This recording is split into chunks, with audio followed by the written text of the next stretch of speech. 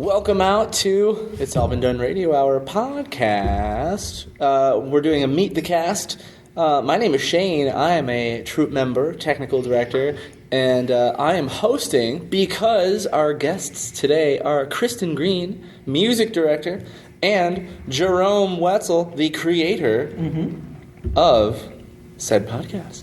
Hi. Hey. We're here. We are. And tonight, we're going to be talking about the musical episode for Daniel Kravitz. Daniel Kravitz, the musical. Yeah. Daniel Kravitz chosen one, Two Worlds. Two yes. worlds. Everyone just keeps The full saying name, Daniel Kravitz yeah. musical, and that's fine. Yeah. That Yeah. describes what it is. Yeah. But it does have an actual title. Two Worlds. So this was the season 4 premiere episode. Volume 4 premiere episode. Correct. What a ride. This was, so Daniel Kravitz was one of our original shows. So starting from... Month 2. Yeah. I mean, so talk a little bit about just, like, how it started. Sure. I mean, it was it the last or the next to last segment developed for the show? It was, I don't remember. But it was one of the later ones developed, and we did a season, and it was interesting and kind of not planned out in advance, just kind of like, hey, we found some fun monster voices, let's do those. And then season 2, we got a little deeper in the characters and the mythology and the ULP, and we did a mini musical. We did. We did a Christmas episode, mini musical about Rufus's backstory with his previous chosen ones. And I think that is when we started talking about doing a full-length Daniel Kravitz musical. Yeah, because we realized the main cast of this segment is all very talented and reliable with learning and performing music. So, yeah, it went really well. Yeah, and they just really had one song that they reprised. So it was very short. And we're like, let's do a musical. But at that point, we were already thinking Universe Journey musical. Yeah. And I said, Kristin, should we do Daniel Kravitz or Universe Journey first? And you're like, Universe Journey. And I was like, okay, yeah, that makes sense. We were already talking about that. So we put it on hold. And then I'd say in Volume 3, as we really expanded the world of Kravitz, we went back and forth all volume on whether Daniel was going to die or not. But to me, always tied with, if Daniel dies, let's do a musical when they come back. Yeah. So once we knew Daniel was going to die, then I already had kind of an idea of what the musical would be. Yeah. Now, if you haven't listened to the musical episode yet, stop listening right now and go listen to it, because spoilers are abound for that episode, and you will want to listen to it before you finish this one. Yeah, absolutely. Okay. Now that you've just gone and listened to the entire musical episode, we'll continue here. So, If you want to hear a second time, we'll give you a chance, okay? and by the way, the Universe Journey musical is also available to go listen to if you want to do that. Now that you're back from the Universe Journey musical, We'll give you a third time to listen to Kravitz, okay? yeah. We sat here in silence for 80 minutes, you guys. Come on.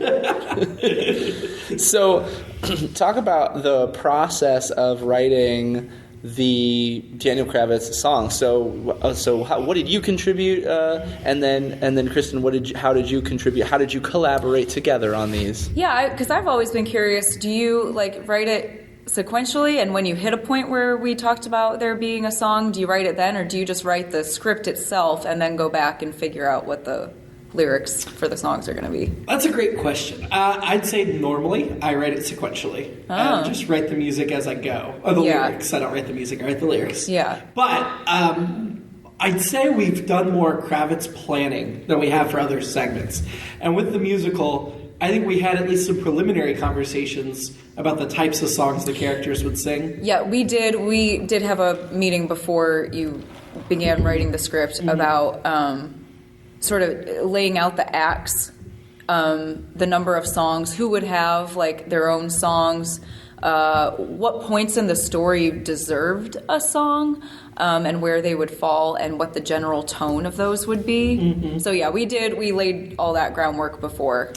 I think that was more after the script. Whereas Universe Journey, we did say, we're going to do a tango with Meow Meow and Jameson before I wrote that scene. Oh. But now I'm thinking, I think I started writing the script before we had that conversation. Oh. Because I did not know when I sat down to write the script what all the story points were. I do think we thought, though, what is Abby's motivation in this musical? What is Kravitz's motivation in this musical? And then kind of found where the songs were as we laid that out. Right, yeah. Like, I knew I wanted, like, an introduction song for each character in Act 1. Well, and also, like, where alliances or, like, if sides are going to be drawn here, where is everyone ultimately at the end of this going to fall? Yes. Yeah. So I think we had some broad strokes, and then I think kind of wrote it. And then at one point, I think I wrote the lyrics for the first couple of songs as I was writing the script, and then I just started writing it without the lyrics because you had said you wanted to write some lyrics. Yeah. So then I started leaving spaces for the songs and had to talk to you before we went back and wrote the rest of the lyrics. Yeah. So when, Kristin, when you are writing the music, you just have words in front of you that sometimes rhyme and sometimes don't. What is how do you take these words and decide, you know what, this is the music that's going to go behind the words? Right. So part of it comes from the initial discussion where we have, so it's knowing where the character who's singing, where they are, what they're feeling, what their motivation is. And also sometimes in the script, Jerome will put like a little stage note of like in the past you've given me like an actual influence song to listen to. I'm not sure if you specifically did that with Daniel. I don't think you did at all. But you would put like the general tone, like this should be like happy and optimistic. Or I think like for Rufus's song, it sounds happy, but it's not. But it's melancholy. But yeah, so there will be like some tonal notes in there. And then I have no idea how other people do this, but my process is I just, with all of that in my head, I'll just look at the lyrics and I'll just sort of like hum something, like my first, just whatever comes to mind. And I'll record it on my phone and I'll like name it like Stephanie chorus idea. And 9 times out of 10, that initial melody ends up being the actual thing that I build the entire song on. Like, it almost doesn't change because there's part of the song that just jumps out and comes to me. And once that happens, I'm hooked on it. So I then make the rest work around that. I don't know. That's really interesting. Yeah, I mean, it's like I don't really sit and think about it too much. I just like feel it out, I guess. Do you like getting the script contextually around the song, or are you just focusing on the song itself? I think having the entire script definitely helps. Okay. Yeah, knowing... Because I think before you started writing, I set like everything that was written, right? Yes. Yeah, I had the majority of the script before this, and we had talks. So it always does help to know as much as I can about where that character is coming from. And you also generally know where the characters are going. Yeah, which, you don't want to put too much into that because they don't necessarily know yet all the time. But also, if there's an opportunity to bring something back later, melodically, I really enjoy doing that. Yeah. So, yeah. Now, Kristin, did you write the songs in order musically, or did you kind of jump around? This one was a little different in that our rehearsals were a little difficult to organize because a lot of the people who are leads weren't here every month during the time period that we had to rehearse. Either they live out of town or they had months off. Wendy isn't here every month, but she... love her for this. She would come in just to rehearse sometimes, which was great. But so I had a schedule of when people were going to be available, and honestly, the songs had to be written like, okay, this person's coming in. I need to get them their songs first because this is the only time I have to work with them for a while. So that sort of dictated the order that the songs were written. Now, I'll ask both of you the same question here. So, Jerome, what was the hardest song that you wrote?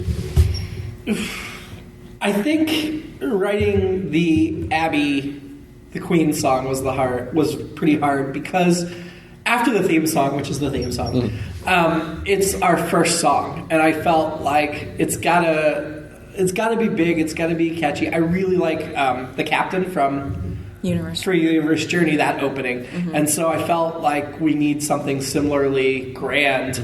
I had no doubt about Wendy's talent in singing it and Kristin's talent in composing it, but that to me, I was like, how can we give themes for the entire piece in this first song and pay tribute to not only where this character is, but where she's going. The same question to you, Kristin. There were two songs that stand out, but they were difficult in very, very different ways. One was definitely Never the Hero, which was mostly Josh and Daniel, but then there was...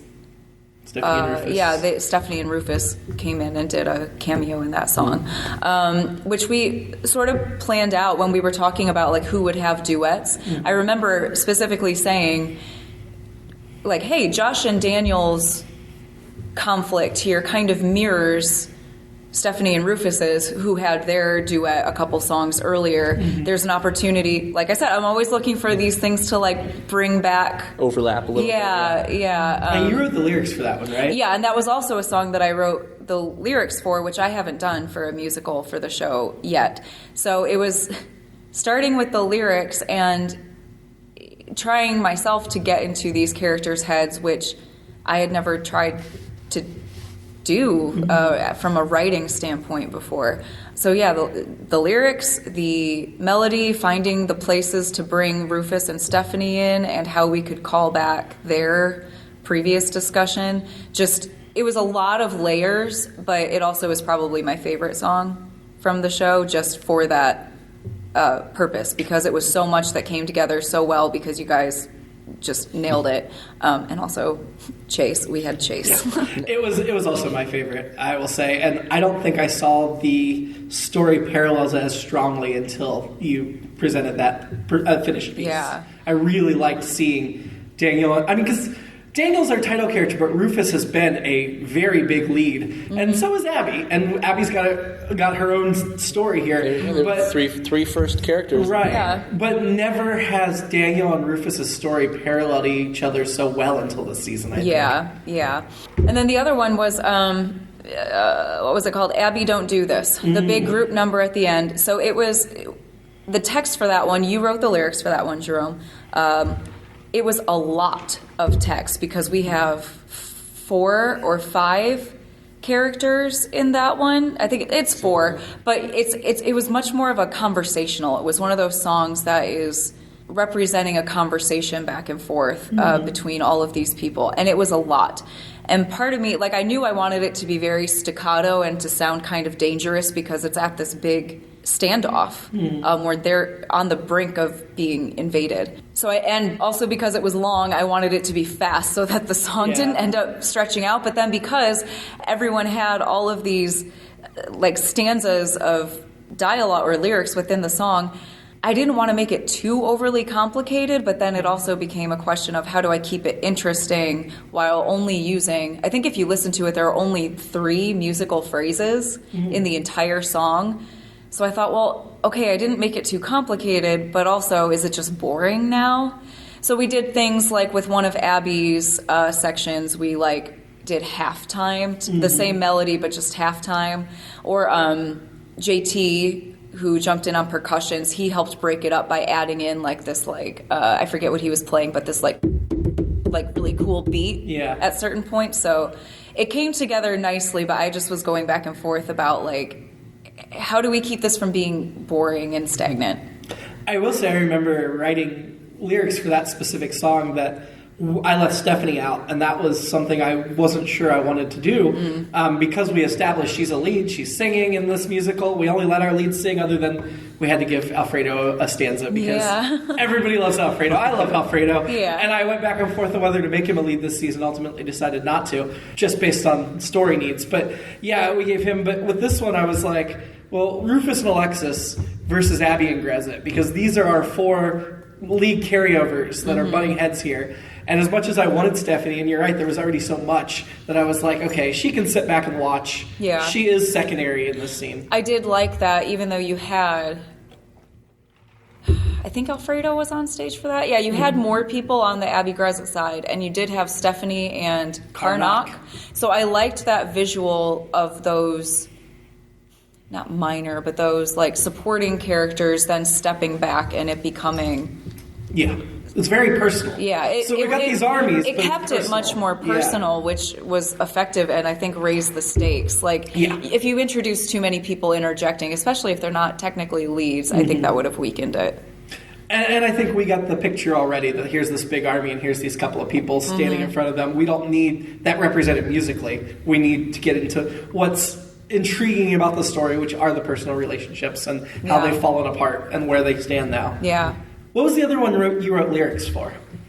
Because you did two. I did, yeah. The other one I wrote lyrics for were the Rufus and Stephanie duet. Yeah, it was. I remember I said I wanted to write lyrics for the Daniel. Call me out, yes, please. For the Daniel Abby duet.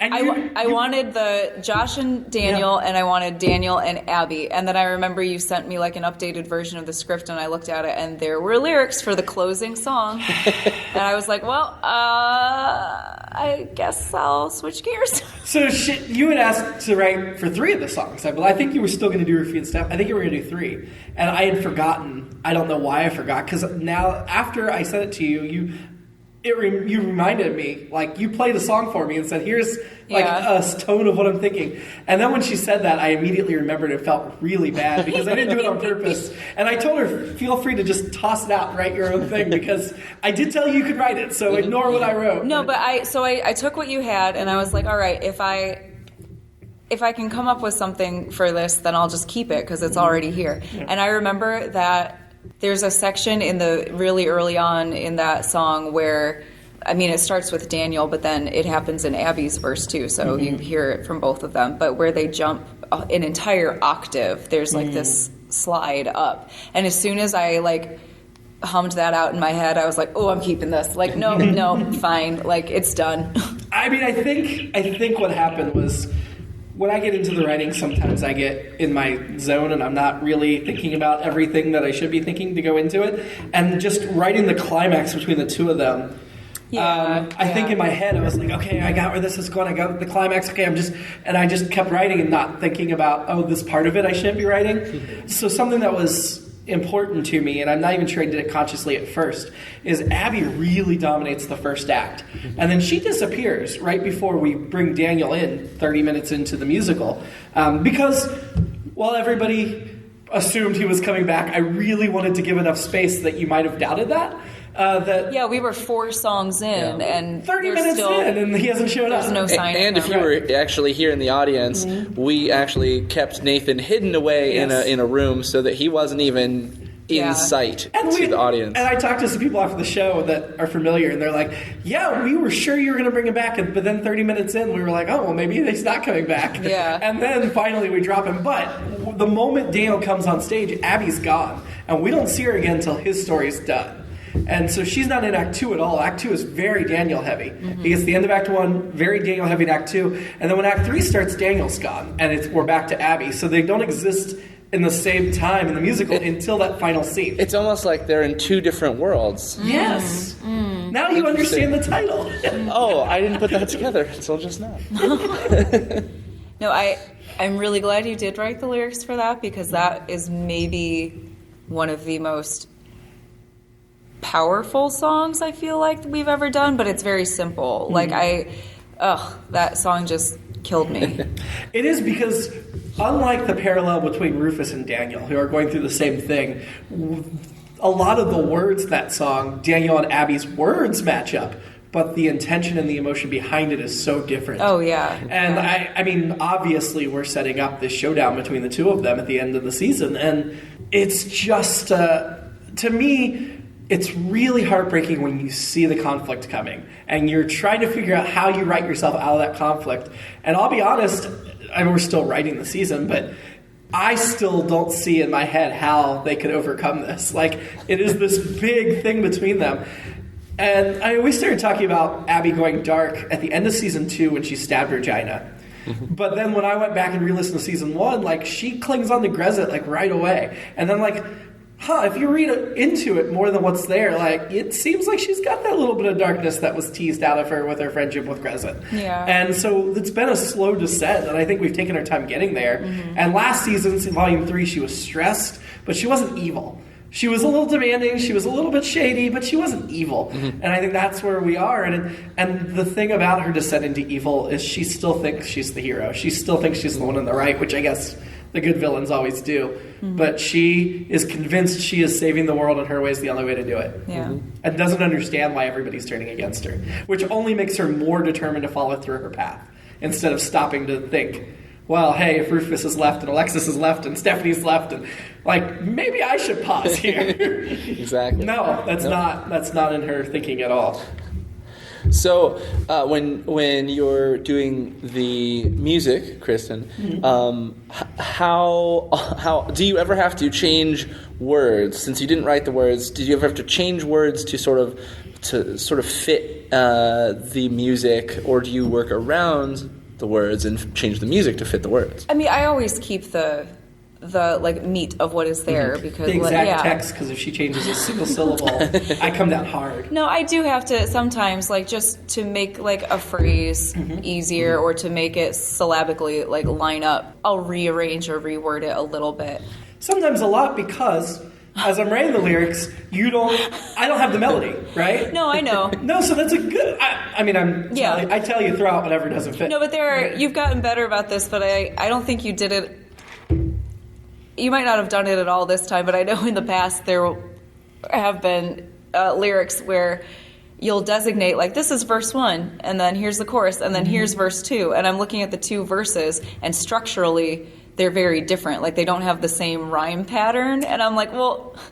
So I'm hoping I can, like most songs, like I can reuse the melody for every verse, but what you've given me, I can't. So in those cases, I would either have to ask you to rewrite it, or I would just like change the pattern. So I can tell you, I write the lyrics to the theme songs too, and Nathan writes the melody, and he never has to change much at all. But the thing is, here's why though. Because when I'm writing the lyrics, I make up a song in my head because I need something to go on. And when I sing it to myself, and it fits with what's in my head. But that's not what you write. It often is very different from what you write. Yeah. Whereas with the theme songs, I will sing this bad song that I've made up in off key and send it to Nathan, so he has what's in my head. So it's easier to match. Whereas with you, I'm like, here's the lyrics. Now you go do your thing and make it what you want to make it. And then that's not going to necessarily match. Whereas if I sang to you the lyrics that are there, first of all, it'd be off-key and horrible, and you wouldn't want to hear it. But I think it would make sense to you, because it's like, I've created it for the melody in my head, which isn't the melody we end up doing. Yeah. And you didn't give yourself your own mustard song in this. I didn't. No, I didn't get any mustard out. Oh, that's all right. Maybe the next musical. Yeah. So this is now our second and a half musical. It's our second full length. Yeah, second full length. And the longest, I think. University was only 60 minutes. We did a short morning show before it. Now, what would you say, what have you learned between the first one, the Universe Journey one, and this one? Like, how has the process changed? What did you learn and do differently this time? I was actually a little surprised. First of all, sometimes you work on these songs, and I'm sure it's probably the same for you with the scripts, in a bubble, and especially like with these, I'm reading them, and then I write the music, and then I have to like record the melody for the singers to learn, and then I have to write the music for what I'm going to play while I'm accompanying them, and by the time we're like a month out from the show, I'm doubting everything, I'm sick of them, whatever. So that happened like usual. But then also, I thought I would never be able to write something as good as the Universe Journey musical, just because Universe Journey is a little bit closer to home for me. It's my favorite segment, and I'm in it, and I feel like I understand it better. This is by far my absolute favorite thing we've ever done, and I think the reason why we've been able to just keep growing and progressing is, I think, first of all, we've got our system down now for how, lyricist and composer, like how that relationship works out. But also, I think I know the performer's strengths as far as their vocal abilities, and I am able to write a little more for that than I was years ago when we did the Universe Journey musical. I think you're right that we have a pretty good system, but I think there's also room to adjust the system. Like this time you wanted to write lyrics. And I think you wrote some amazing lyrics. And I'm always like, everybody should be able to contribute the way they want to contribute. So Are you saying you want to give me more work? I'm not saying if you want to write more lyrics, you can write more lyrics. You know, like our system, if there's something about the system you want to do something a little differently, I think there's plenty of room for that. And Sam helped write lyrics for the Universe Journey musical, which was something she always wanted to do. Oh, nice. I thought she did a great job on that. I think this time, with Universe Journey, there were more cooks in the kitchen, I would say. I think you and I handled this one kind of ourselves. Whereas with Universe Journey, we brought in other voices to talk about the story. We had a meeting with like 5 or 6 people to talk through the Universe Journey story. We also had not developed the characters as well. Most of the Universe Journey character development has happened after that point, I think. It was still relatively a goofy segment at that point because it was just coming off of the 3 years on the Thrift Feed. Yeah. And so a lot of the songs, as fun as they are just fun. You know, they're not as, like the Meow Meow Jameson tango. Yeah. It's fun, but is that a deep, emotionally moving song? Whereas with Danielle Kravitz, the characters have grown really complex. And the story is really, it's complicated in a good way, I think. It's really layered. And so this time, I think it was more story-driven than character-driven, writing the songs. And it made an overall more cohesive piece. That absolutely makes sense, but also it's very fitting because at Universe Journey, we were writing a musical at a point in the story where they were all breaking up. Yeah. And in this, it was everything is interconnected and it's all about to come crashing together. True. So it was the exact opposite as far as where we are in the story. That's true. Yeah. And the musical should fit the piece at the time, and I think this really fit Kravitz where it is, and I think that fit Universe Journey where it was. Yeah. Although I do think when we write musicals, we tend to pick the saddest parts of the story. Because that Universe Journey, I don't know if we've done another episode as sad as that Universe Journey musical. And with Kravitz, I feel like, we hit this really dark, sad point. Yeah. But I also feel like that's a great time to write the musicals because it gives you all this emotional depth to explore. I mean, we had... There were absolutely many more emotional and sort of like stressful like points in the story where we're putting in music. I'm very glad we at least had the Grezit war song in there to break it up. Well, Grezit has always been our comic relief, but at the same time, I made sure there's emotional beats for him in this too because while, yes, we're all focused on Abby and Alexis and Rufus and that conflict, we talked about in the story, Grezit called out last season how he's become second banana to the main group. And he didn't like that, and Daniel reassured him, and now Daniel's gone. And I think that is still very much part of Grezit's story. Yeah. And that whole thing where Abby's like, we're going to kill all the monsters. She's like, yeah, except me, right? And she doesn't answer him. She just keeps going. And I think... Well, Grezit has been pushed aside in the past sometimes when we get into the character stuff because he's the comic relief. I foresee an arc for Grezit this season where we get to explore his emotional side too because he is very much a part of this just as much as those other lead characters. Yeah.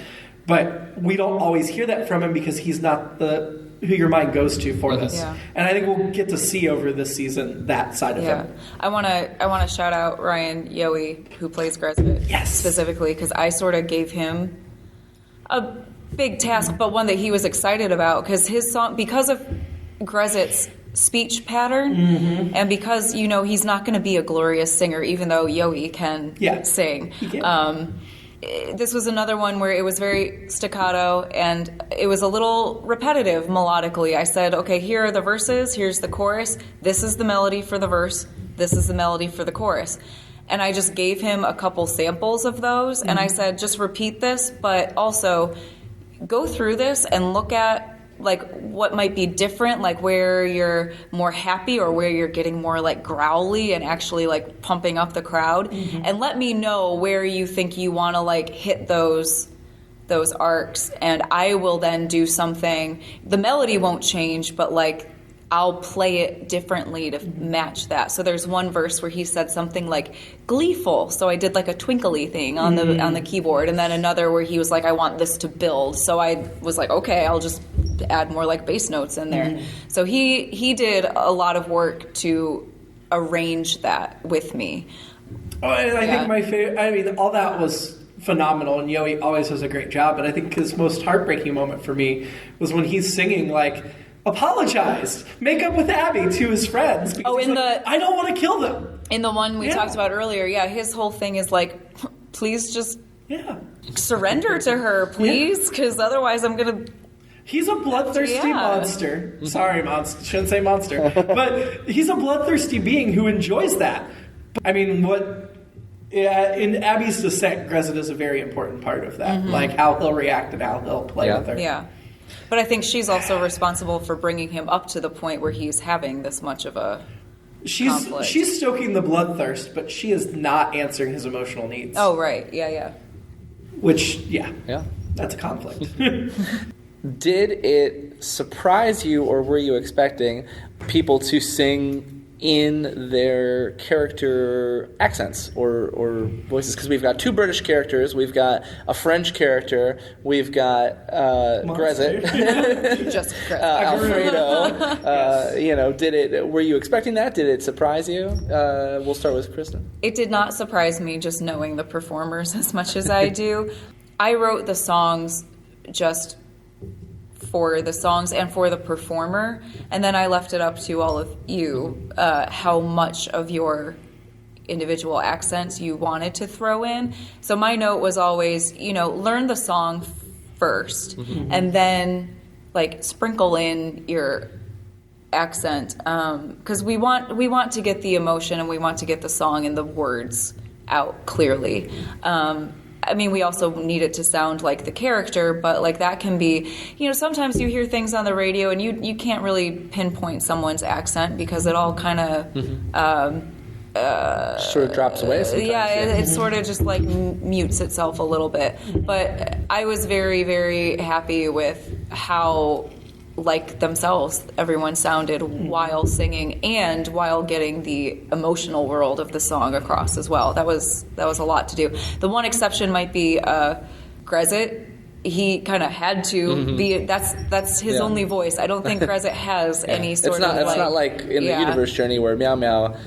Yes. Which is weirdly comedically his singing voice is way different than his. Yeah, that was a humorous choice that we Yeah. made. I think at one point, at least one of the characters that was brought up, that maybe they should have a different singing voice. I'm like, we already did that. Let's not repeat ourselves. Yeah, we did that twice in Universe Yeah, Journey. with who as well? We did that with Doctor Who. We had an entirely different Actor. sing the song, and then we had Take Chase, arguably our best singer, and not let him sing his own character. and then we had Meow Meow just sort of clear his throat, and suddenly this voice comes out. Yeah. So 2.5 musicals in. It took this one you started writing about 8 months ago from the point three or four mini musicals. give or take. Yeah, 2 full movies. Yeah. So what's next? What's the next music? You don't even want to think of it. You don't want to think about it yet. Well, no, we have a musical event planned for later this year that's not a musical. Yeah. Okay. So that's our next. I say our, but I'm really not going to have much to do with it. Yeah. It's Kristin and Jason's next project. But we may do a mini musical this year. We'll see. Plus the big musical event at the end. The of the big year. surprise musical. I don't even really know what that one It's is. Chase's idea, but he's going to make you do a lot of work, I'm sure. Well, he'd better get sharing. So definitely go check out the Daniel Kravitz musical of Two Worlds. Was it Two Worlds and Me? My Two Worlds. Daniel Kravitz chose 2 worlds. There you go. And also go back and listen to the mini musical from Daniel Kravitz Christmas episode, and go to the Universe Journey. Listen to that too. Yeah. Yeah. That was fun. Yeah. Kristin, music director, thanks for being here today. You're Jerome, welcome. our creator, thanks for carving out time in your Thanks busy for hosting. schedule. I Of appreciate course, yeah. All right. Well, thank you all for listening, and just look out for the subscribe, do all the stuff that you do with podcasts, and we'll see you in the next episode. Bye. It's All Been Done presents. Who's got the time?